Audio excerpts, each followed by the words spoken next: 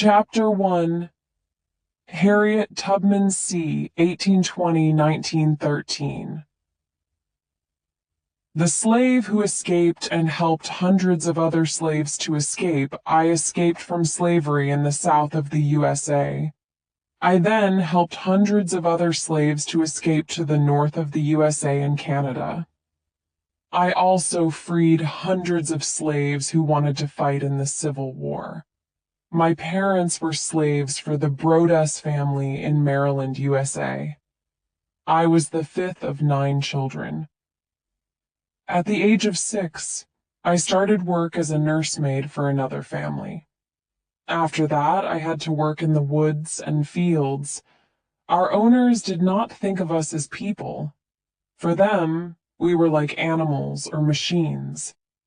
If we did something wrong, they hit us or punished us in horrible ways. In 1831, at the age of 11, I started to do the same work as the adult slaves. Every day we had to work for many hours in the fields. Around this time, I received an injury, which I never forgot. I refused to stop a slave who was escaping.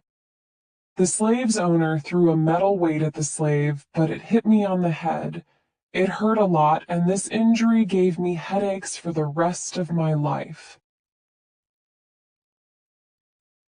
In 1849, I was brave and tried to escape. I was married by then, but my marriage was very unhappy, and I hated the thought of another year of slavery. 2 of my brothers agreed to come with me. We wanted to reach the north of the USA, where slavery was illegal. I could live there as a free woman.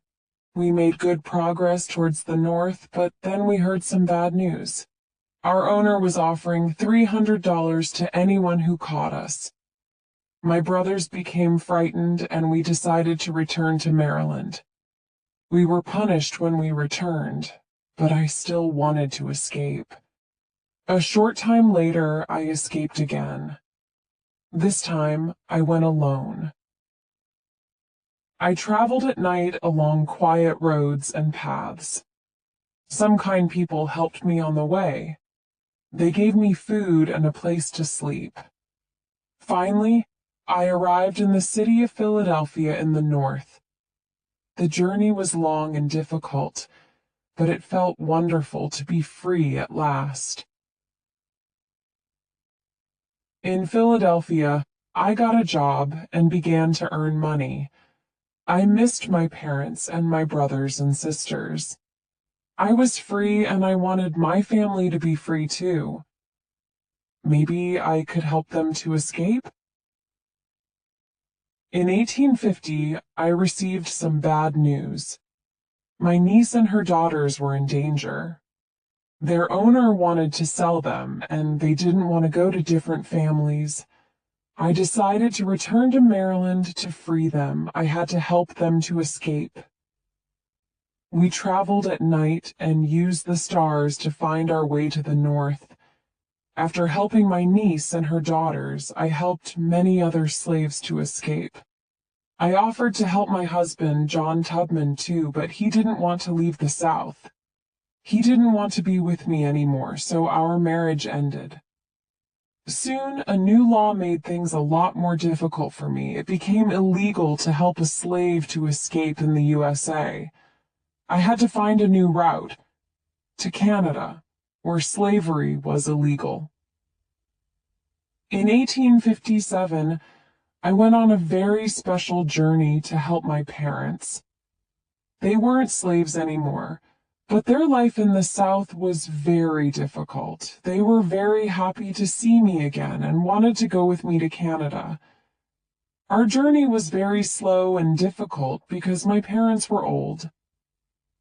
We had a big celebration when we finally arrived in Ontario, Canada. In 1861, the American Civil War started. The Confederates from the South wanted slavery to continue. The Unionists from the North wanted slavery to become illegal. I joined the Union Army, which fought for the North. An Army Captain, James Montgomery, heard about me. He discovered that I helped slaves to escape before the war, and he wanted my help. He wanted slaves to fight for freedom in the Union Army. I took a team of spies to the South and found slaves who wanted to join us. It was dangerous work, but we were very successful. On one trip, 700 slaves agreed to escape, and they became soldiers. On 9th of April, 1865, the war ended. What could I do with my life now? I decided to fight for equal rights for Black people and for women. I spoke at public meetings, and I tried to help Black people who were poor and old. In 1896, I bought some land, and in 1903, I gave the land to my church. I wanted the church to start a home for Black people who were poor and elderly. In 1908, the home opened for the first time. As I looked back at my life, I was very proud. I was happy that I helped so many people to find freedom. Chapter 2. Emmeline Pankhurst, 1858-1928. The woman who wanted women to be able to vote, I campaigned all my life for equal rights for women. I started a political group which fought for the vote for women in Britain. After many years of protests, we finally won the right for British women to vote. When I was born in 1858, women in Britain didn't have the same rights as men. Most women couldn't go to school or university. They were only allowed to work in certain jobs, and they didn't have the right to vote. I grew up in Manchester, in the north of England, and I saw many problems every day. Mothers had to bring up children in small, dirty houses. Disease was everywhere because of the terrible conditions, and most women only lived until they were around 50 years old. I knew from a young age that I wanted to improve women's lives. My parents believed in human rights. They believed that education was a right for women as well as men. In 1873, my parents sent me to school in Paris. They wanted me to get a wider view of the world. In Paris, I was disappointed to discover that women were still not equal with men after the French Revolution. Action was needed, and I returned to England to begin the fight. In Britain, the political situation was quite unusual. Our ruler was a woman, Queen Victoria. She was a powerful leader, but she wasn't interested in women's rights. Our politicians were all men, and they definitely weren't interested in political equality for women. In 1879, I was surprised to discover a man who was campaigning for women's rights. His name was Richard Pankhurst, and he was a lawyer. We shared many of the same beliefs and ideas. We got married and started a family. For almost 20 years, Richard and I fought for political rights for women. Then, sadly, my dear husband died. My daughters and I were very sad, but we decided to continue our campaign. The two oldest daughters, Christabel and Sylvia, became activists. In 1903, we started the Women's Social and Political Union, WSPU. It was a group that fought for the right for women to vote. Christabel became one of our bravest leaders. Sylvia was an artist, and she designed our posters and signs. The WSPU organized many public meetings and protests. Sometimes the police arrested our members. Christabel was one of the first to go to prison. When our members were in prison, we protested, and when our members came out of prison, we celebrated in the streets. It was very important to get public attention. Unfortunately, the government didn't agree with our campaign. We had to take more powerful action. Some of our members began to break the law. They lit fires in buildings and broke windows. Our campaign was a war for these women. For me, it was always a fight for equal rights. Every time I was arrested, I told the judge, "We don't want to break laws, we want to make new laws." But the lawyers and politicians didn't want to listen. In 1910, Prime Minister Asquith, the government leader, stopped a new law that gave women the vote. We were shocked and angry. On Friday, 18th of November, I led a group of women to meet the Prime Minister, but he refused to see us. We started to protest in the street, and 100 women were arrested. It was a terrible day. We called it Black Friday. In 1914, the First World War began, and we agreed to stop our campaign. Women were now needed as nurses in hospitals and to work in factories and on farms. In 1917, we started a new group with a new name, the Women's Party. In 1918, the First World War ended. The government realized that women were an important part of the victory in the war. At last, women were given the right to vote. But only women over 30 years old who owned a home could vote. Any man over 21 could vote. We still didn't have full equality. After the war, I went to live in the USA, Canada, and also Bermuda. In 1926, I returned to England. I wanted to become a politician, but my health wasn't good enough. In 1928, only 3 weeks before I died, a new law gave women the same right to vote as men. It took much longer than we hoped, but in the end, our campaign was successful, and at last we won political equality for women. Chapter 3. Maria Montessori, 1870, 1952. The doctor who discovered a new way to teach children. I was the first woman to get a medical degree in Italy. I helped children with mental problems to learn. I then created a special method to teach all children. Many schools around the world still use my method. When I was a little girl, my mother always told me, "Be kind to others." Every day, she asked me to make clothes for poor people. We lived in Chiaraval in Italy, and a lot of poor families lived near our home. Fortunately, my parents had enough money to send me to school. My father had traditional ideas about women. He wanted me to get married and stay at home, so he didn't want me to continue my education after primary school. But my mother was very different, and she encouraged me to study. In 1883, I started at secondary school, and after that, I went to a technical college. I did well in maths and physics, but later I became very interested in biology. I decided to become a doctor. It wasn't an easy decision to make. Only men studied for medical degrees at that time. Would a medical school accept me? In 1890, I began a course in science at the University of Rome. I did very well in this degree, and at last the university's medical school accepted me.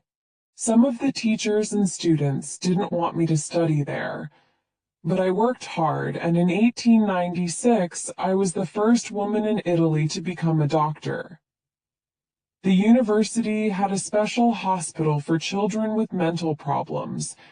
I wanted to help the children to communicate and to learn. I wanted to improve their lives. But how could I do this? I began to study and give talks about this question. In 1898, I became a director of a school in Rome for children with mental problems. At that time, People called these children horrible things, such as crazy or idiots. But these children were just different, and they needed to learn in a different way. My teachers and I showed the children what to do. Slowly, we made progress with this practical method. We showed the children simple actions such as how to eat or wash or play games. The children copied these actions, and then we repeated them again and again. In 1906, the government asked me to work in a different school for very young children from poor families. I changed the classrooms and took away the rows of desks. We used small tables and encouraged the children to play. We created educational toys that the children could touch and feel. They learned by playing. Traditional teachers didn't understand this method. For them, the most important thing was to teach. For us, the most important thing was to learn. We also wanted children to help each other and to learn from their own experiences. Soon, people in other countries wanted to know about my teaching method. Montessori schools were opened in many countries. By 1913, there were more than 100 Montessori schools in the USA. Alexander Graham Bell, the inventor of the telephone, believed in my method and became the leader of the American Montessori Society. In 1915, I was invited to the USA and spoke at Carnegie Hall, a famous concert hall in New York. In San Francisco, I gave a course for teachers. We made a classroom with 21 students and a glass wall. Thousands of people came to watch our classes. In Europe, the First World War was destroying many lives. I decided to move to Barcelona in Spain, where things were more peaceful than in Italy. I lived there for many years and traveled to many other countries to teach people about my method. In 1929, an international organization was started, the International Montessori Association. The organization encouraged parents and teachers to use the Montessori method. In 1936, the Spanish Civil War started, and I decided to move to Amsterdam, in the Netherlands. There were more than 200 Montessori schools in the Netherlands at that time. I continued to create new educational materials and give talks. I wanted people to use education for peace. In 1939, I was invited to India to give talks and train teachers. The Second World War started that year, and in 1940, the German army attacked the Netherlands. I couldn't go home to Amsterdam, so I stayed in India for several years and created courses for Indian teachers. For the rest of my life, I continued to train teachers and improve my method. I was given many honors for my work, such as the French Legion of Honor. I was also nominated 3 times for the Nobel Peace Prize because I believed in education for peace. I believed that education could improve people's lives. When I looked back at my long life, I was happy that my Montessori schools were able to do this. Chapter 4. Helen Keller, 1880–1968. The deaf and blind woman who became a famous teacher. I became blind and deaf before I learned to speak. With the help of several special people, I learned to communicate. I used my communication skills to teach people about blindness. I also fought for the rights of women and workers. I was born in 1880 in Alabama, in the USA. When I was 19 months old, I became very sick with meningitis, a disease of the brain. I got better after the illness, but unfortunately I couldn't see or hear anymore. I found it very difficult to learn, and I became very angry.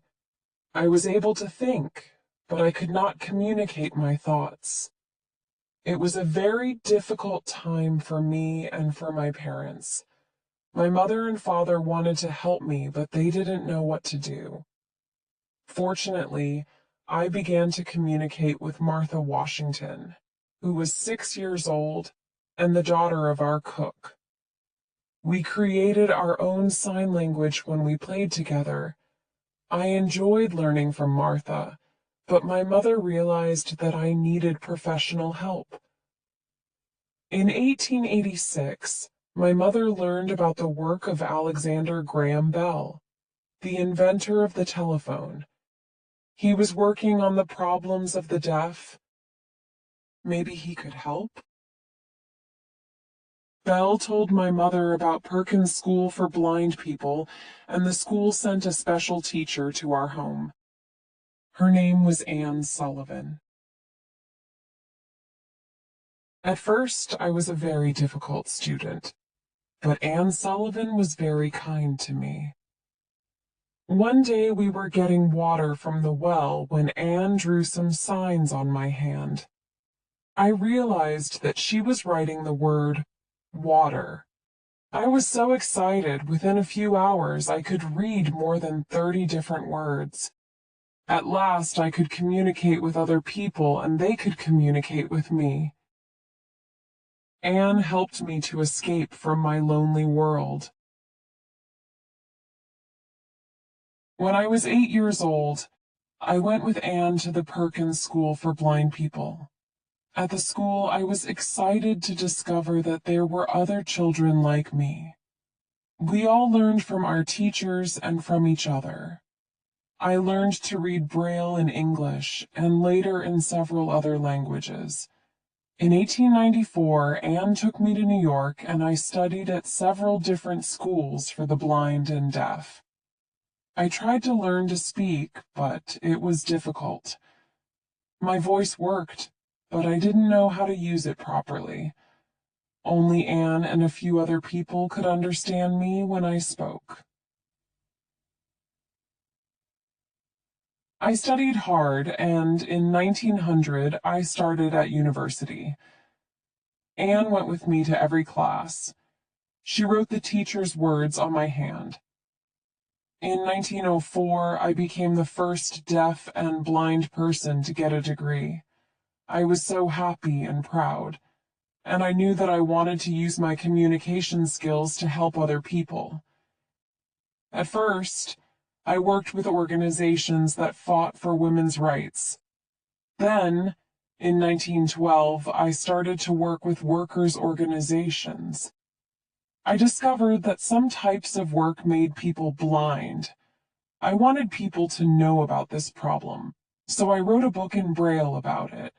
In 1915, I started my own organization, Helen Keller International, which still teaches people about blindness. I wanted everyone to know that in many cases, blindness can be prevented.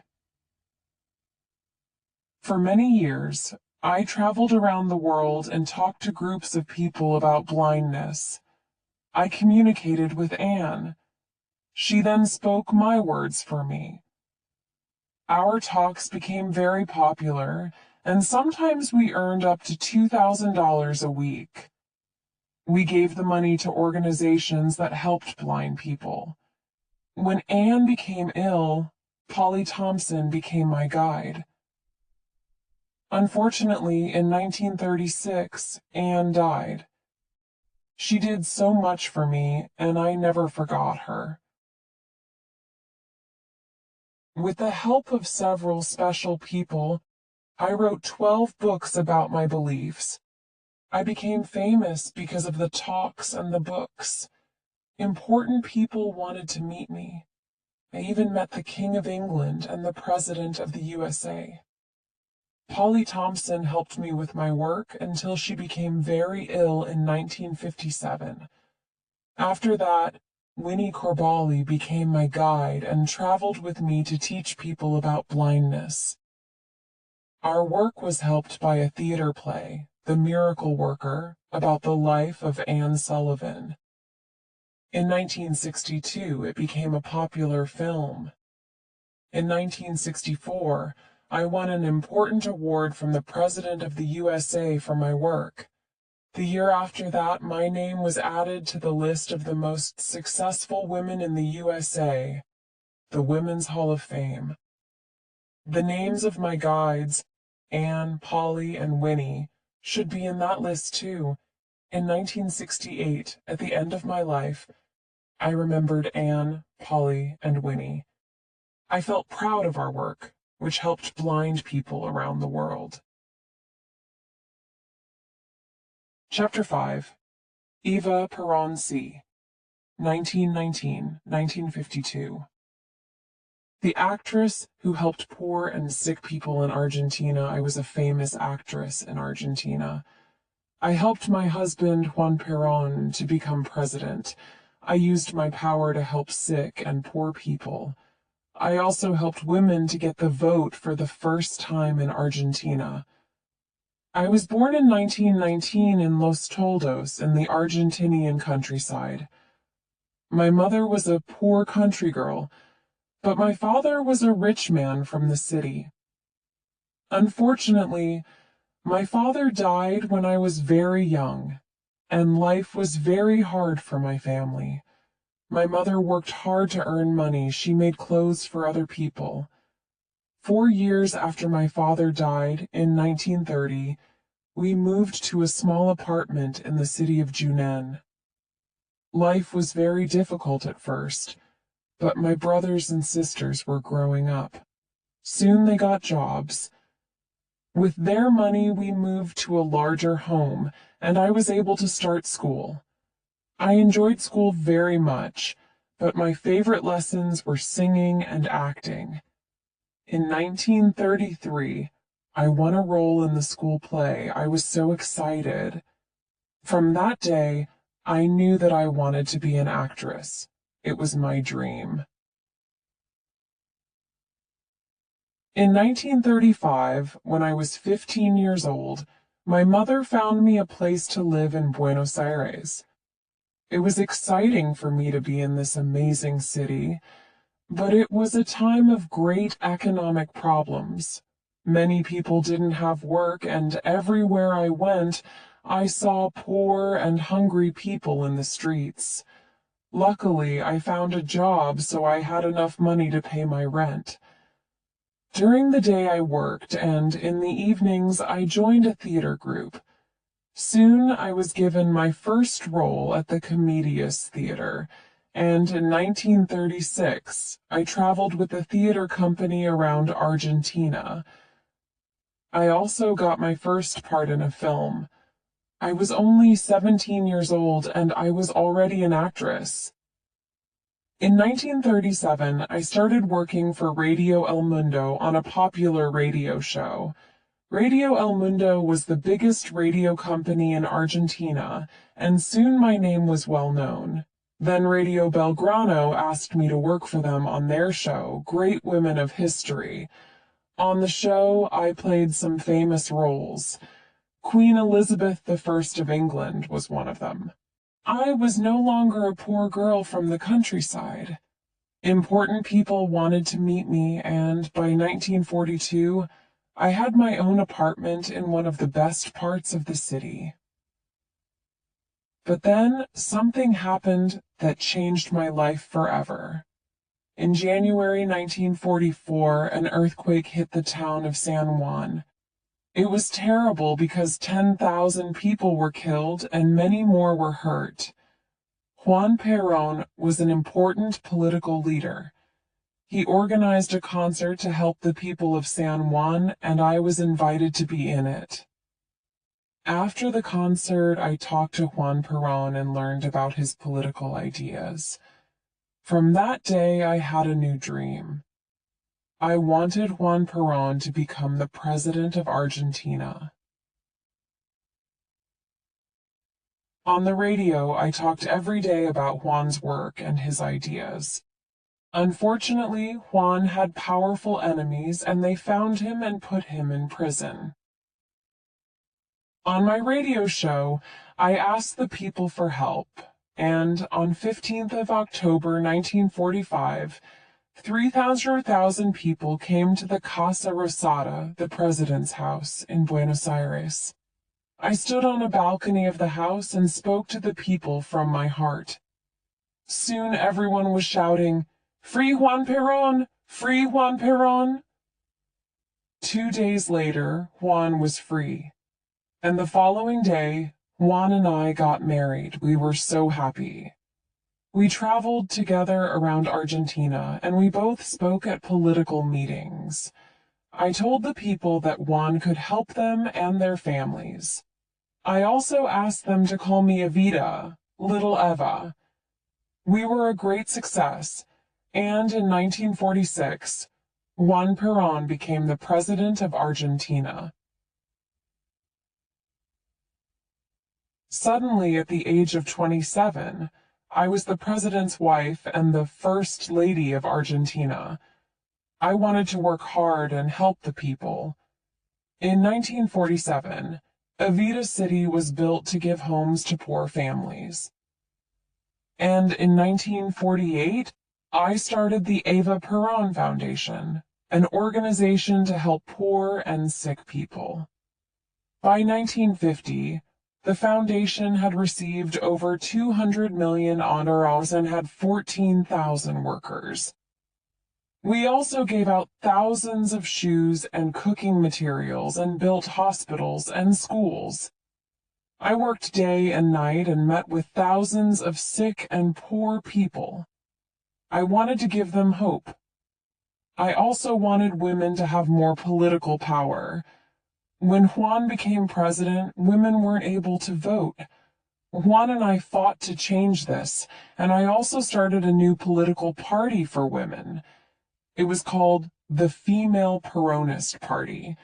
By 1951, the party had more than 500,000 women members.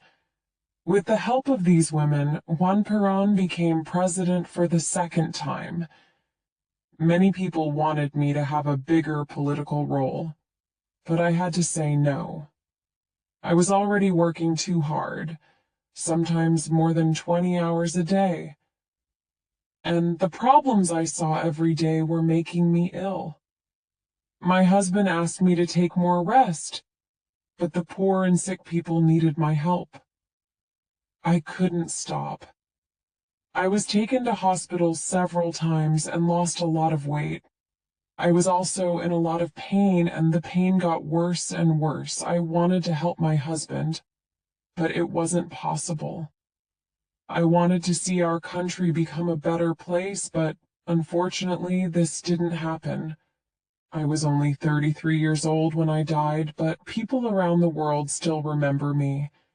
And many people in Argentina still think of me as their Evita. R6. Nancy Wake C., 1912-2011. The woman who became a spy in the Second World War, when fought with the French resistance against the Germans in the Second World War. I got weapons for the resistance fighters and helped fighters to escape. I was part of the final victory against the Germans in 1945. I was born in New Zealand, but I grew up in Sydney, Australia. When I was 16 years old, I left home and got a job as a nurse in the Australian countryside. In 1932, I received a surprise, £200 from my aunt. It was a lot of money at that time, and I decided to spend it. I went to Sydney Harbor and bought a ticket to North America. I enjoyed the journey on the ship, and then traveled around the USA and Canada. When I wasn't traveling, I worked as a waitress to earn some money. After a while, I moved to Britain. I wanted to work on a newspaper, so I studied to become a newspaper reporter. I got my first job on a newspaper in Paris, where I learned to speak French. I went to Germany and Austria for the newspaper.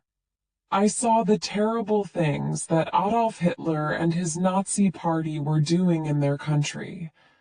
I realized then that the Nazis were very dangerous. and they wanted to rule the whole of Europe. In 1940, the Germans attacked France and occupied most of the country. I was already living in the south of France, where I married my first husband, a businessman, Henri Fiocca. We both hated the Nazis and wanted to help in the war against them. I began to work for the French resistance in Marseille.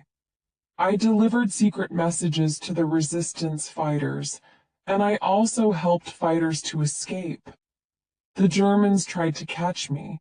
I used false papers and changed my appearance so they didn't recognize me. In 1943, the Germans caught me, but luckily I escaped. It was too dangerous for me to stay in France. I had to leave my husband and go over the Pyrenees Mountains to Spain. From Spain, I escaped to London and joined the British Army. I was a little surprised when the British wanted me to become a spy.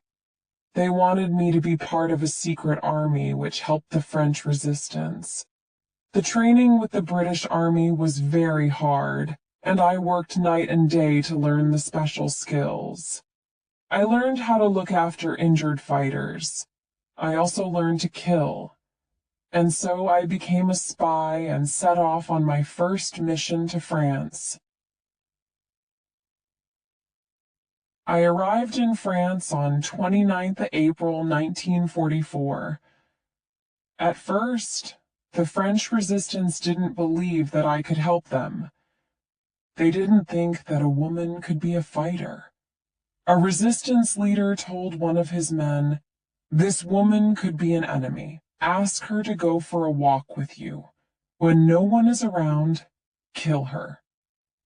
They didn't realize I could speak French. I understood everything. When we went for the walk, I told the man, "If you attack me, I will kill you first." He believed me and took me back to the camp. At last, the resistance allowed me to join them. I got weapons from Britain and also took part in their attacks against the Germans. We blew up railway lines and stole German weapons. On one occasion, I killed a German soldier. On another, I killed a resistance fighter who was working for the Germans. Our attacks against the Germans were very successful, but it was difficult to keep everything secret. Many local people were frightened of the German soldiers, and sometimes they gave the Germans information about our plans.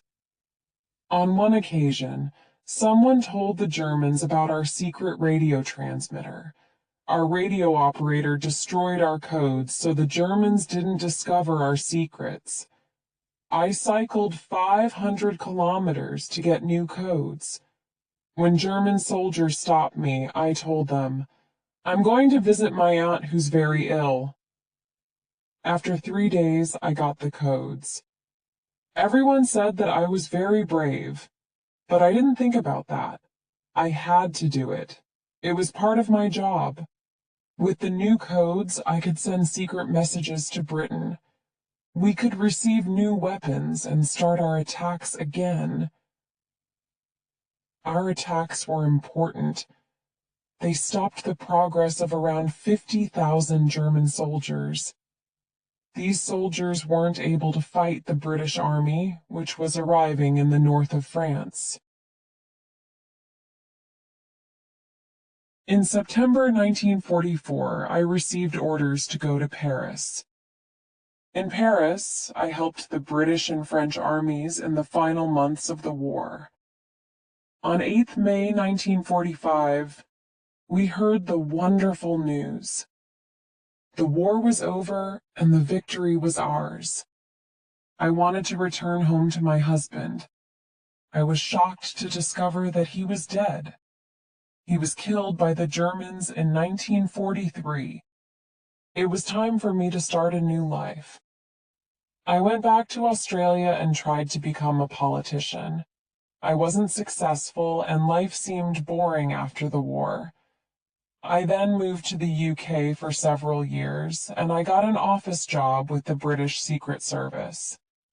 I was happy to receive many honors for my work in the war, such as the George Medal from the British, and at the end of my life, I felt proud to be part of one of the most important victories in history. The victory brought peace and freedom to Europe.